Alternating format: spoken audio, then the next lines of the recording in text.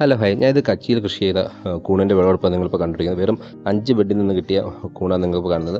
എല്ലാവർക്കും വളരെ എളുപ്പത്തിൽ ഇത് കൃഷി ചെയ്യാൻ പറ്റും. ഞാനിപ്പോൾ കച്ചി ചെയ്തതിൻ്റെ ഇത് പറഞ്ഞത്, നമ്മൾ കച്ചി തിരഞ്ഞെടുക്കുമ്പോഴത്തേന് നല്ല ഉണങ്ങി കച്ചി എടുക്കണം. നമ്മൾ കച്ചി കൈ കിട്ടിയാൽ പോലെ ഒരു 2-3 ദിവസം വെയിലത്തിട്ട് നല്ലോണം ഉണക്കുക. എന്നിട്ട് ചെറുതായിട്ട് ഇതിനകത്ത് മുറിക്കുക, അല്ലെങ്കിൽ നമുക്ക് അത് കണക്ക് തന്നെ ഉപയോഗിക്കാം. വെള്ളത്തിൽ ഒരു ദിവസം കുതിർത്ത് വയ്ക്കണം. എന്നിട്ട് അത് ആവിയിൽ പുഴുങ്ങിയെടുക്കണം. പുഴുങ്ങിയെടുത്ത് പരുവം തരാതെ ഉണക്കുമ്പോൾ ഇത് കണക്ക് പിഴിയുമ്പോൾ കൈ വെള്ളം വീഴാൻ പാടില്ല. കയ്യിലൊരു ചെറിയൊരു ഈർപ്പത്തിൻ്റെ പരുവത്തിൽ കച്ചി സെലക്ട് ചെയ്തെടുക്കണം. എന്നിട്ട് നമുക്ക് പിന്നീട് വേണ്ട നല്ല ഗുണമേന്മയുള്ള വിത്താണ്. അതെടുക്കുമ്പോൾ ശ്രദ്ധിക്കേണ്ട കാര്യം, നല്ല വെളുത്ത കളർ ഇരിക്കണം. അതിൽ കറുപ്പോ അല്ലെങ്കിൽ വേറെ നിറ വ്യത്യാസമൊന്നും കാണാൻ പാടില്ല. അങ്ങനെയുള്ള വിത്ത് എടുത്തതിന് ശേഷം അതൊരു 300 ഗ്രാം വിത്തായിരിക്കും. അതുകൊണ്ട് നമുക്ക് 2 ബെഡ് ചെയ്യാൻ പറ്റും. ഒരെണ്ണത്തിൽ 150 ഗ്രാം വിത്താണ് നമുക്ക് ഇടേണ്ടത്. അപ്പോൾ കച്ചി പുഴുങ്ങുമ്പോൾ ശ്രദ്ധിക്കണം, അതിന് നല്ല സമയമെടുത്ത് തന്നെ അത് പുഴുങ്ങണം. ഏകദേശം ഒരു 5-6 മണിക്കൂറെങ്കിലും അത് പുഴുങ്ങിയെടുക്കണം. എന്നിട്ട് അത് അതിൻ്റെ ചൂടൊക്കെ പോയതിനു ശേഷം നമുക്ക് ഇതിനൊക്കെ എടുക്കാം. എപ്പോഴും കച്ചി എടുക്കുമ്പോൾ ഈ ഒരു കാര്യം നിങ്ങൾ ശ്രദ്ധിക്കണം, 4-5 മണിക്കൂറെങ്കിലും മിനിമം അത് നല്ല ചൂടായി നീരാവി കിടന്ന് പുഴുങ്ങിയെടുക്കണം. എന്നിട്ട് നമുക്ക് ഇതിനൊരു കവർ എടുത്തതിന് ശേഷം അതിൻ്റെ അടിയിൽ ആദ്യം ഒരു ലെയറായിട്ട് വിത്തിട്ട് കൊടുക്കാം. എന്നിട്ട് ഇതിൻ്റെ മുകളിലായിട്ട് നമുക്ക് കച്ചി ലെയറായിട്ട് ഇട്ട് കൊടുക്കാം. ഇതിൻ്റെ വിത്ത് ആദ്യം മാത്രമാണ് അടിയിലിടുന്നത്, പിന്നീട് സൈഡിലായിട്ട് ഇടുന്നത് ഞാൻ നിങ്ങൾക്ക് കാണിച്ചു തരാം. ഇത് ഞാൻ ഇപ്പോൾ ഞുറുക്കി കച്ചിയാണ്, അല്ലെങ്കിൽ നമുക്കിത് ചുമ്മാ നമുക്ക് ചുറ്റിയാണ് വെക്കേണ്ടത്. ഇതാണ് കുറച്ചുകൂടെ എളുപ്പം. അപ്പോൾ ഇതിൻ്റെ ഈർപ്പത്തിൻ്റെ കാര്യം പറഞ്ഞത്, ഈർപ്പം കൂടിപ്പോകാൻ ചാൻസ് ഉണ്ട്. അതുകൊണ്ട് നിങ്ങൾ കച്ചി എപ്പോഴും നല്ല തണുത്തിട്ടിട്ട് കുറച്ചൊക്കെ ഒന്ന് ഉണക്കിയെടുക്കണം. ഈർപ്പം കൂടാനേ പാടില്ല. അതായത് പിഴിയുമ്പോൾ വെള്ളം ഇറ്റി വരില്ല, എന്നാൽ കൈ തൊടുമ്പോൾ ഒരു ചെറിയ നനവാണ്. അതാണ് അതിൻ്റെ കറക്റ്റ് പരുവെന്ന് പറയുന്നത്. മഴ സമയത്തൊക്കെ അത് ഇച്ചിരി പാടാണ്, വെള്ളം മാർന്നു പോകത്തില്ല. ഇത് കണക്കാണ് സൈഡിലായിട്ടാണ് വിത്തിട്ട് കൊടുക്കേണ്ടത്. ഇങ്ങനെ നമുക്ക് ഒരു ലെയർ വെച്ച് സൈഡിൽ വിത്തിട്ടതിന് ശേഷം വീണ്ടും കച്ചി നിറച്ച് കൊടുക്കുക. അങ്ങനെ നിങ്ങളുടെ കവറിൻ്റെ വലിപ്പം അനുസരിച്ച് നമുക്ക് 4-5 ലെയർ ഇട്ട് കൊടുക്കാം. അതായത് 150 ഗ്രാം വിത്ത് നമ്മൾ സൈഡിലോട്ട് ഇങ്ങനെ ഇട്ടിട്ട് കൊടുക്കണം. എന്നിട്ട് ഇത് കണക്കാണ് ലാസ്റ്റ് വരുന്നത്. നല്ല അമർത്തി വെക്കണം. പിന്നീട് മുകൾ ഭാഗം നമ്മൾ റബ്ബർ ബാൻഡ് ഇട്ട് മാക്സിമം ടൈറ്റ് ചെയ്ത് ചുറ്റി വരിഞ്ഞ് വെക്കുക. പിന്നീട് ചെയ്യേണ്ടത് പറഞ്ഞാൽ ഇതിൽ ഓക്സിജൻ കയറണം. അതിന് വായുസഞ്ചാരത്തിന് വേണ്ടി നമുക്കിതിലൊരു ഹോളിട്ട് കൊടുക്കണം. സാധാ പിന്നുകൊണ്ടൊക്കെ ഒരുപാട് ഹോൾ ഇട്ട് കൊടുക്കുക, അതിൻ്റെ ആവശ്യമില്ല. നിങ്ങൾ ഇതിനകത്ത് ഒരു വലിയ സ്ക്രൂ ഡ്രൈവറോ എന്തും എടുത്ത് 4-5 ഹോള് ചുറ്റുമായിട്ട് ഇട്ട് കൊടുത്താൽ മതി. പിന്നീട് ആ ഹോളിൽ ഈ മെഡിക്കൽ സ്റ്റോറിൽ നിന്നൊക്കെ കിട്ടുന്ന മുറിവിനൊക്കെ വെച്ച് ഒട്ടിക്കുന്ന ഒരു ടേപ്പുണ്ട്, മൈക്രോഫോൺ ടേപ്പ് എന്ന് പറയും.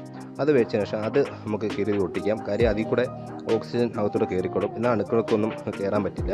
അങ്ങനെ കണ്ടാമിനേഷൻ വരാതെ നമ്മുടെ ഈ ബെഡ് സംരക്ഷിക്കാൻ പറ്റും. ഇതിനൊക്കെ ഒരു ബെഡിൽ ഒരു 4-5 ഹോൾ മാത്രം ഇട്ടിരുന്നാൽ മതി. പിന്നീട് ഇതിൽ കൂടെ തന്നെ കൂണുകൾ വെളിയോട്ട് വരികയും ചെയ്യും. ഞാനിപ്പോൾ കാണിച്ചില്ല ഒട്ടിക്കുന്നത്. ഇതിനൊക്കെ നമ്മൾ ഹോളിട്ട് അകത്തോട്ട് കയറ്റി ഹോളിടുക.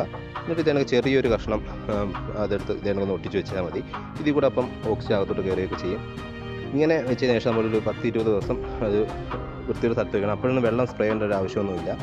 തന്നെ മൈസീലിയം വളരും. നമ്മൾ ആദ്യത്തെ വയ്ക്കുമ്പോൾ ഇത് കണക്കിരിക്കുന്ന ഇത് വരും ദിവസം ഇത് ഫുള്ള് വെള്ളമായിട്ട് മാറും.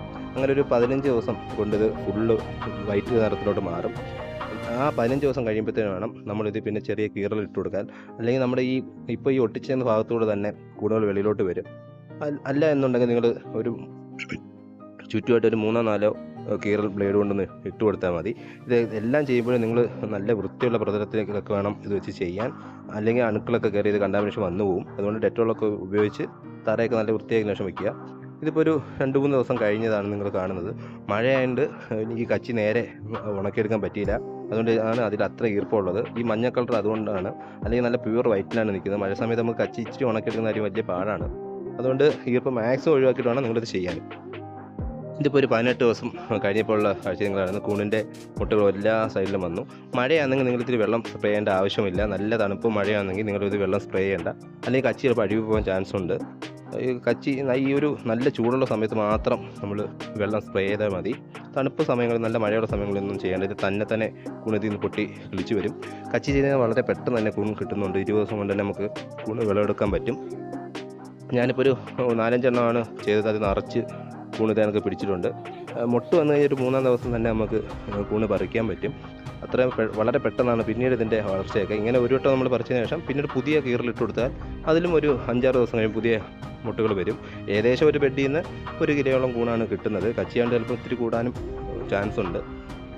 ഈ സമയങ്ങളൊക്കെ നമ്മൾ ശ്രദ്ധിക്കേണ്ട കാര്യം അണുക്കളൊക്കെ കയറാതെ മാക്സിമം നോക്കുക. ഇടയ്ക്ക് ഡെറ്റോളൊക്കെ അതിലൊക്കെ ഉപയോഗിക്കുക എന്ന് പറഞ്ഞാൽ ഡെറ്റോൾ തറയിലൊക്കെ ഒന്ന് തുടച്ചു കൊടുക്കുക.